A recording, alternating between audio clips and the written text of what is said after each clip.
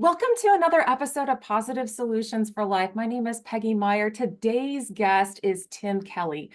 Tim is the founder of Polytope Press and author of Natural Healing, Self-Empowerment, Optiflex, Hidden History of Humanity, and multiple novels, including The Math Wizard, which is an attempt to reverse engineer the original seven-step path to enlightenment once offered in Atlantis. He also created a 3D periodic table of the elements, new theory of the origins of species, and has written articles on independent homesteads.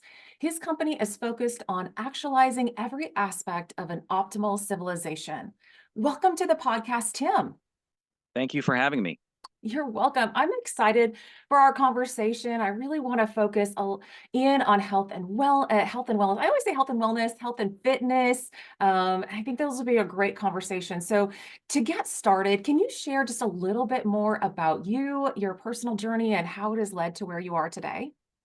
Sure. When I was very young, I loved writing, and I did extremely well with writing. I won several writing awards. I won speech and debate awards, and I was interested in focusing my writing primarily on the idea of creating paradise on earth. I thought, why not go all the way for the top? Mhm. So, over the course of the years, I mapped out a storyline and plots that would be related to making this sound realistic. I didn't just want to write some pie in the sky fantasy that was unattainable. So, I really wanted to back everything up with a non-fictional background. So much so that a lot of my fiction would sound like nonfiction. And there is a reason for that because it is so thoroughly researched. So I Mhm. went through my life. I was mainly focused on fitness more than health. But as time went by, I grew more and more interested in health. I saw people around me suffering. Some people actually were given terminal diagnoses and stuff like that. And I got more frustrated with that. A major turning point came for me in the course of doing research after I had created a three-dimensional periodic table of the elements. So when I had done that, I would try to reach out to the scientific community. I initially had conversations with scientists around the world, got support from about 30 different countries. About 95% of the scientists who saw the work liked it, but then the journals didn't want to publish it. Mhm. And that was a problem. So then I started researching global corruption. This led me to one of the most important books I've ever read. It's called Suppressed Inventions and Other Discoveries by Jonathan Eisen, last name Eisen. In that book were a number of suppressed health and healing modalities, which I had never heard of before. And so I started investigating those. And after I investigated, I found that every article was true. Everything that they claimed could be done, could be done. And after I found that out, I thought, okay, well, now I have to find out what else is out there that has been suppressed. So I did a comprehensive sweep of history, finding tons of suppressed information, and stockpiled all of that into the book Natural Healing Self Empowerment. And in relation to fitness, I will mention that I have been training in fitness ever since I was a little kid. Actually, even before adolescence, I was so eager to go. I was actually an artist, and part of what drives me with fitness is not just the desire to be physically fit, but to look good. I just like the idea of the artistic representation of the human form. So I was curious, how do you do that? And when you go through fitness training, a lot of times you will go through a very classic set of ideas. You will, for example, hear about weightlifting. You hear, okay, you work this particular muscle group and this muscle will develop. But Yep. as time went by, I started noticing drastic differences among the guys who were training. Some got huge, some did not. Mhm. Then I started finding out things that I was not expecting. Like, for example, a lot of people were secretly using steroids and not telling anybody they were using steroids. Mhm. And then I started getting confused. What is the optimal condition of the human body when it's not using steroids? I Mhm. discovered in the course of many years of research a number of unexpected details, which to this day, I think most people do not know about fitness. And then I'll give you a rough idea of my background and what motivated me. Okay. Yeah, no, I'm interested in all of that. So wherever you want to start, let's start with the fitness aspect. Like, I'm curious, just enlighten me and the listeners about what you found out about these suppressed things about fitness. Okay, so with fitness, this was to me very fascinating to find out because again, these are things I had never heard in going through fitness training. Mhm. So one of the first things that you find out, if you're a guy, for example, and you're growing up and you're looking to see who are the guys who are in the greatest shape in the world, well, during the time when I was growing up, they were very famous people, Arnold Schwarzenegger, Lou Ferrigno, and a lot of these other people. And then you find out later that they were all using steroids. And then it was like, whoa, okay. So then what happens when you do not use steroids? So there on TV, one day I saw this fitness competition and it said all natural bodybuilding competition. And the Mm. guys were like one fifth. the size of the steroid guys. And then I thought, okay, so yes, these guys really were using steroids. So then when you do further research, for example, there's a book called the Bodybuilding Book by Ellington Darden, and it was explaining the difference between Nautilus fitness machines and Mhm. other fitness machines. And in one section I remember of the book, this really stood out to me. He said, a lot of people, when they train, don't train the neck, and it's important to train the neck. And I thought, okay, well, that's an interesting idea. Yeah. And then I saw him in an interview, and his neck was just kind of like normal. And I thought, okay, so what's going on there? So then I was reading books on fitness again, and I came across this idea of somatotyping, if you've ever heard of that. So Mhm. what they try to suggest there is that you have three genetic predispositions for fitness. One is called an ectomorph, the next is called a mesomorph, and finally an endomorph. And they say that this is all preset genetically, so you can train as much as you want, but you'll never get to a certain point depending on your genetic potential. Okay, so all of that was sort of setting a stage for there's only so much you can do and good luck. So Mhm. when I found out, when I did research, was something that was very unique. So one of the things I did not discover about myself personally until I was way older was that I actually was anemic most of my early life.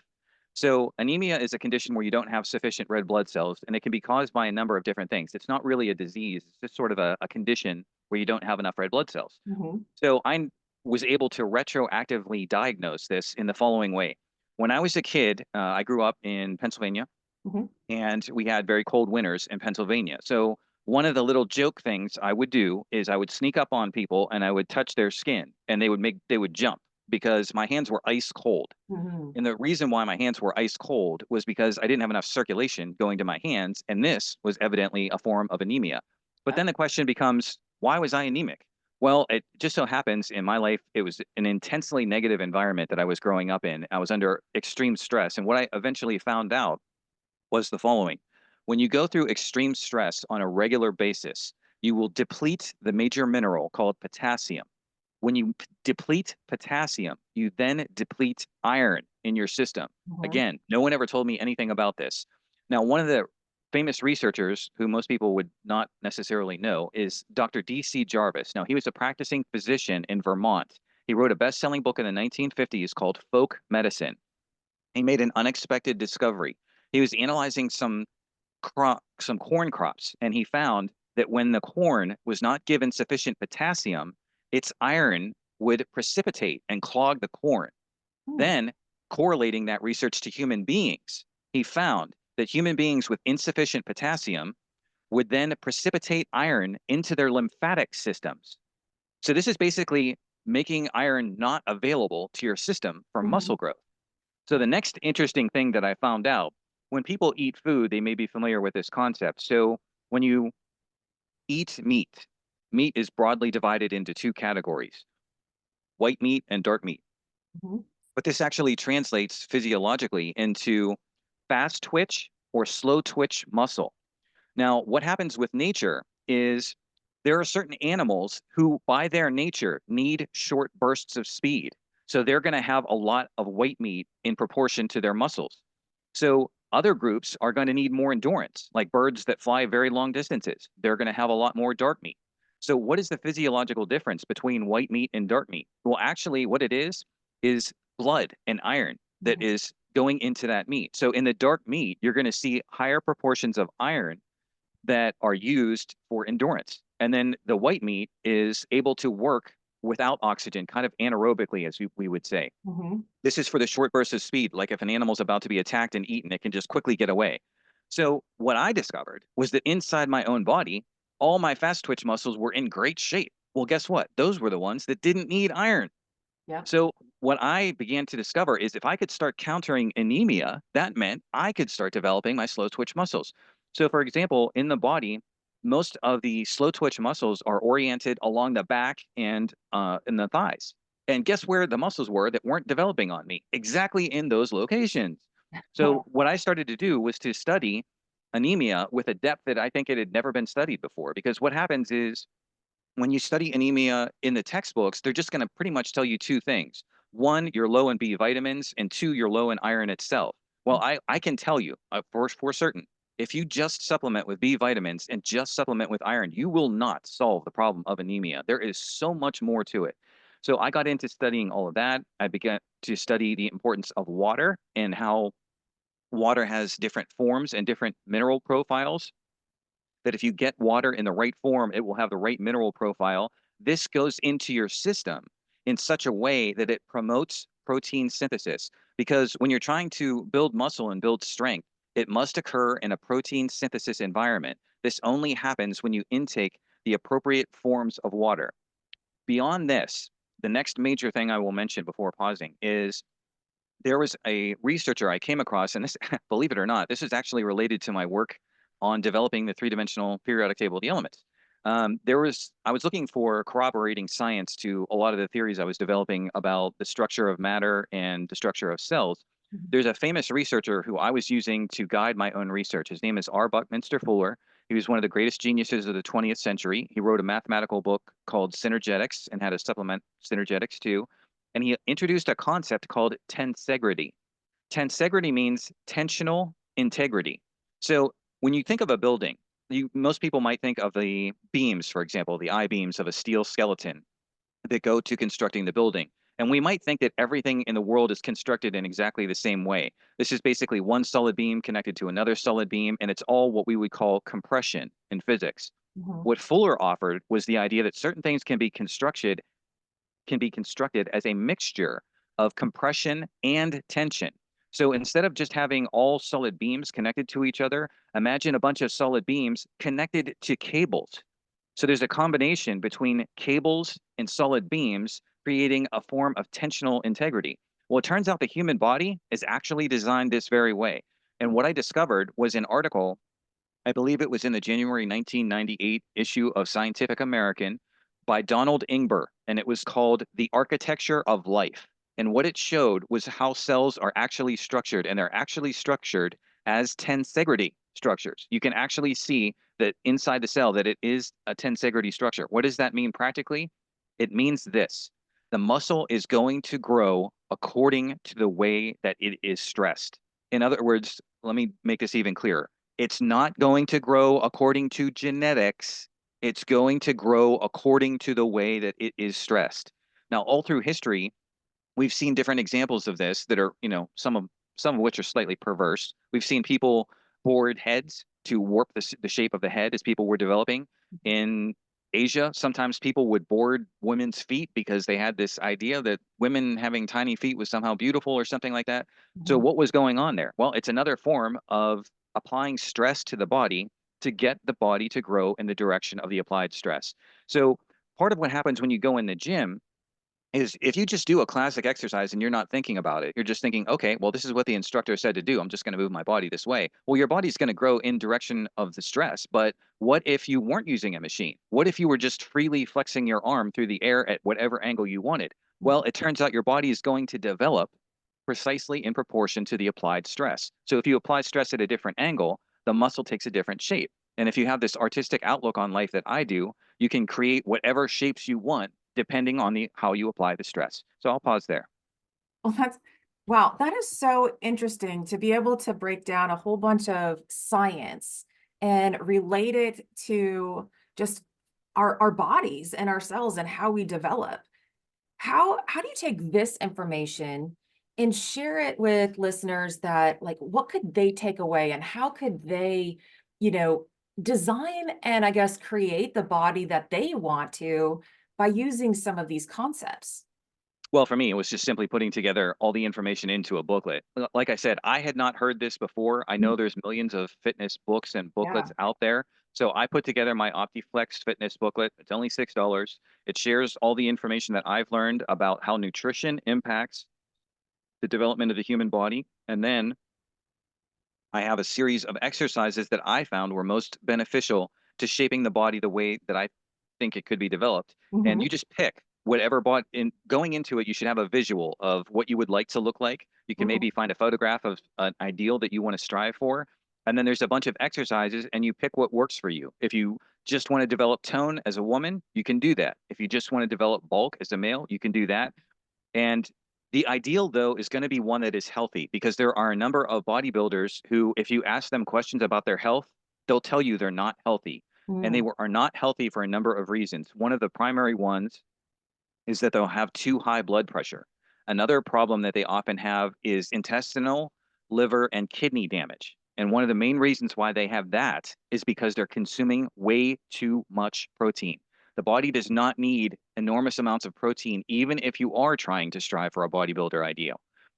What happens is if you consume too much protein, it will not be digested and it will start causing intestinal, liver, and kidney damage.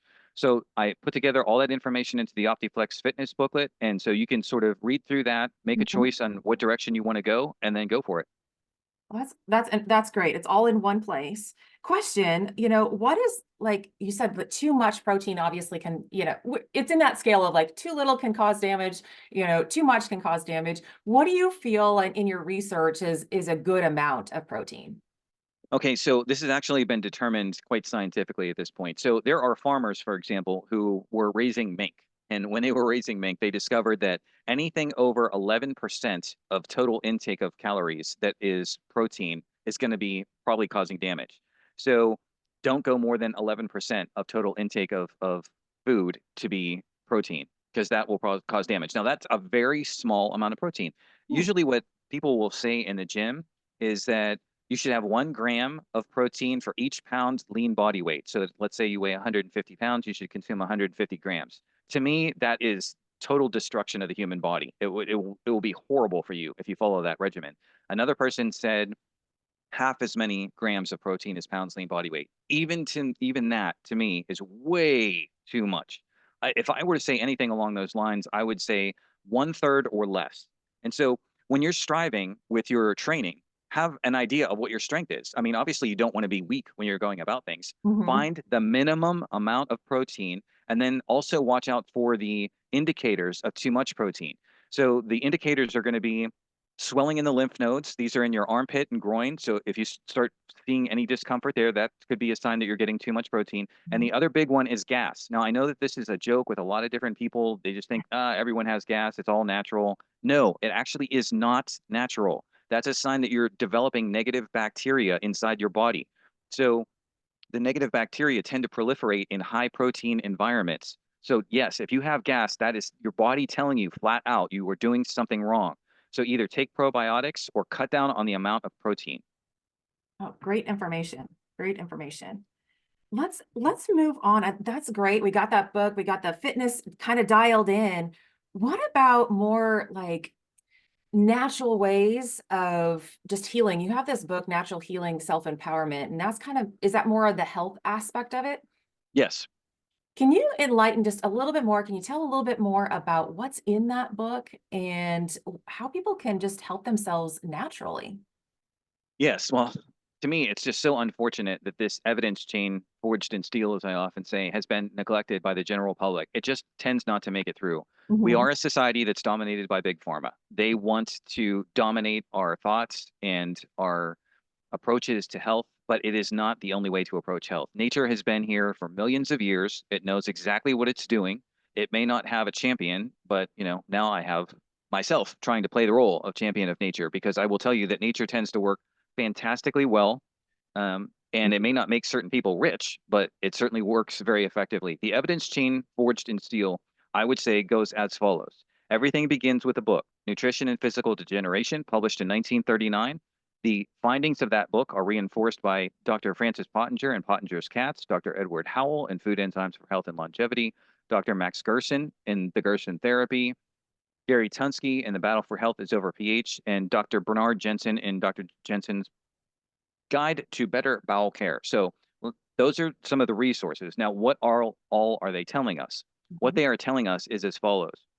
When Weston Price traveled around planet Earth to see who was healthy and who was not, he came up with a very simple conclusion. That conclusion was those who work in harmony with nature are healthy, those who work in discord with nature are sick. So let's break that down a little bit more. What it means to be in harmony with nature is to drink pristine natural spring water and to eat completely natural foods. So, wherever people started eating processed foods, these would be refined or what I sometimes call weaponized foods. Mhm. You have refined sugar, refined salt, refined flour, refined rice. Well, basically, what you're doing is you're stripping all the nutrients that are beneficial to your body out of your food. And when you do that, you become sick. Mhm. And part of the reason why you become sick is because you're denaturing the enzymes whenever you cook food. Now, a lot of people like to cook their food, I understand, and I'm not saying that you should abandon cooking altogether. What Mhm. I'm saying is that natural foods have enzymes inside them that help you self-digest the food. So, for example, when you eat fresh fruit, there are enzymes in the fruit to help you digest the fruit without any strain on your body. If you cook a food, you tend to slaughter its enzymes when you heat the food to 116 degrees Fahrenheit. So now the food cannot self-digest. Now you have to force your body to churn out enzymes to digest that food. So the liver, pancreas, and spleen will do this for you, but it will become a tremendous strain the longer you do this. And eventually, there will come a point where you're not fully digesting your food. You're going to have impacted black waste in your intestine. That's going to go into your blood. It's going to pollute your blood. Your kidneys are going to become clogged. And the stones that are hard sometimes start as soft. Same thing with the liver. In the liver, before liver stones become the hard gallstones, they're actually soft. Many people probably have them inside them right now and don't know. And you Mm. won't know until you do the cleansing operations. So in natural healing self-empowerment, I tell you all about the nutrition, the way to take food in such a way that you're able to fully digest your food so that you create no obstructions in the body. And if you do have obstructions in the body's six main pathways of detoxification, these Mhm. are the intestines, the liver, the kidneys, the lungs, the lymphatic system, and the skin. You can do cleansing operations for each of these six pathways to rid yourself of obstructions and gain the health that you would like to gain. And all of that's included in your book? That and a lot more. That is like all of that. And you have done a ton of research. It's just amazing to put this all in one area. What would you say if like, if the listeners out there, okay, what would be one or two things I could maybe start doing to try to optimize my health? Okay, so one of the most important things of all is understanding the importance of pH. So there are two theories of health. Unfortunately, we're using the wrong one. Mhm. So in the late 1800s, Pasteur gave us the germ theory of disease, and that is the incorrect theory. The correct theory is called the terrain theory of disease, and this was developed by Antoine Béchamp. So what Béchamp showed is that when you create the right terrain inside your body, you will not be attacked by what we erroneously call pathogens or germs. So Mm. how do you create that right terrain? The easiest step that people can take is to make sure that their waking salivary pH is 7.4 or thereabouts. Now, you can do this by going to the store. You can get some pH testing paper. Mhm. And when you wake up, just spit into a small container and dip the testing paper in there and check to see where your pH is. You should do this every day for a week just to see where your meals are leading you, because some days you'll eat more fruits and vegetables and you're going to see a better pH because of it. Other days you're going to eat, very terrible things and you're going to see your pH is really low. Your body is constantly trying to let you know that if you set your pH at 7.4, you will probably be free of all pathology. Now, one of the things that Dr. Jarvis pointed out at the end of his book, Folk Medicine, in the very back of the book, was that these so-called germs Mhm. have preferred pH territories in which to live. In other words, if you don't have the right pH terrain for the germ, it's not Mhm. going to be inside you because it is not happy there.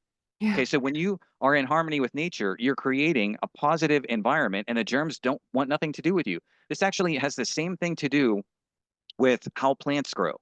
Because if we grew the plants correctly, they would not need herbs, herbicides, or pesticides. They wouldn't be attacked by pests at all. It's the only reason they ever get attacked by pests is because they're not being given the correct nutrition. So you can prove that by growing plants with rock dust. Granite is the best found thus far. If you smash it into a fine powder, Hmm. put it into the soil, you will see plants grow in ways that you've probably never seen them grow before. They'll be huge, they'll be healthy, they'll give you more food, more fruit. It'll be tastier fruit. The plants will last longer into the winter. So, what you want to do is start being aware of what your waking salivary pH is and start experimenting with different ways to get that pH as close to 7.4 as possible. If you can consistently make your waking salivary pH at 7.4, odds are you're going to have no pathology, or it's been very rare for anyone to get sick when they can keep that optimal pH. So 7.4 is the optimal pH. So you'd mentioned a little bit, maybe more fruits and vegetables might get you to that number. Is there some other things people can do to try to like move that, or is it really pretty individualized? Well, it's definitely individualized, but there's always more you can do. So fruits and vegetables are the primary alkalizing foods that are going to get you close to 7.4. But as I say, natural spring water is going to be the best way to get that. So when you are consuming water, whatever it is, you can check your tap water. And, some people actually do have decent tap water. It's incredibly rare. But if you do have tap water, test it with a pH dip. Is it close to 7.4 or is it like 6.0? If every time you drink water, you're going to be affecting your pH in a major way. So some of the store-bought waters Mhm. have pH markers on their labels, and I'm finding that they're lying. Mm. So they're ionizing the water. They're not putting in nature's minerals. Nature's minerals are the best way to go because those minerals not only alkalize the water, they strengthen your bones and teeth. So what I've done when I realized how important this was, I put together something called magical water. This is a formula that you can learn how to make natural spring water in your kitchen at home cost effectively. I mean, I save a fortune doing this. If I were to try and to get the best water out there and drink as much as I should in 1 month, it cost me about $200. By Mm. using my own formula, it cost me about $20. And the water tastes great, and I have become healthier. I've seen regeneration in the body in relation to teeth and hair just from drinking the right water. So Mm. all of this is possible. So if you can't find the right water, I urge you to get my magical water template and learn how to make spring water in your kitchen cost effectively. So that template is just kind of like a formula, like a recipe? Yep, Awesome. Awesome. And they can find that on your website, which I could put on the in the show notes? definitely. Okay, awesome. Awesome. So yeah, you've mentioned that a couple times, the natural spring water, the minerals and stuff that is very important for our health. And you would think about that, we are a lot of water. I mean, our bodies are made up a lot of water. So why not treat it with the best and getting that? So getting your pH to 7.4 around water and getting it fruits and vegetables, and then just testing it to make sure that you are getting in that range and what affects it. And then you can make better choices. Absolutely. So many people, when someone starts recommending that you work with nature, they suddenly get in this weird mood and they start saying, well, that's not scientific. Well, actually, it is because you're using testing equipment to verify everything every single step of the way. So it's very scientific to get pH paper and test the pH of your body. And again, this is all very verifiable. For example, cancer is a major problem Mhm. in on planet Earth right now, and we actually know many of the reasons why that's the case. But one of the things that we know about cancer is that test the pH of people who have cancer, and you're going to see an acidic condition, an Mhm. extremely acidic condition. There was a simple everyday guy who heard about, oh, cancer is an acidic condition. Well, I have cancer. So what he decided to do, and I don't recommend anyone do this, but this is what he decided to do. He decided he was going to start drinking baking soda regularly. His Ooh. name was Donald Porter, and he's developed a protocol. So, I mean, if anyone wants to look up his protocol, which he swears by, he can tell you how he beat cancer just by alkalizing his system. But yes, the best way to do it, I think, is just again to work with natural water because what can happen with baking soda, just so people know, when you consume a lot of alkaline baking soda, it goes like straight into your stomach where there's a lot of acid. So, Mhm. strong alkalizer with a strong acid. You remember the volcanoes in grade school? Yep. So that can cause some gas and pressure and stuff like that. And it also apparently deactivates certain vitamins inside the body. But if you just work with natural water, you won't have any of these problems. And you actually do need the minerals that are in spring water. They're actually ideally suited. We've lived with these minerals for millions of years as animals on planet Earth. They're there for a reason, and they Right. do help us. Right. And sometimes people forget that, this planet has evolved over, centuries and millions of years without the use of processed foods and just processing everything. So there is a natural component to how we have evolved over the years. And just because it is new to us doesn't mean it's better for us. Not So only that, it's just we should also keep in mind that the planet as a whole worked just fine before human beings even existed. yeah. So, I mean, not to shock anyone or anything, but I mean, plants were able to grow, animals were magnificent, animals grew huge and healthy and strong before man ever had his first scientific equation. Very true. Very true. We got to take more hints from years past.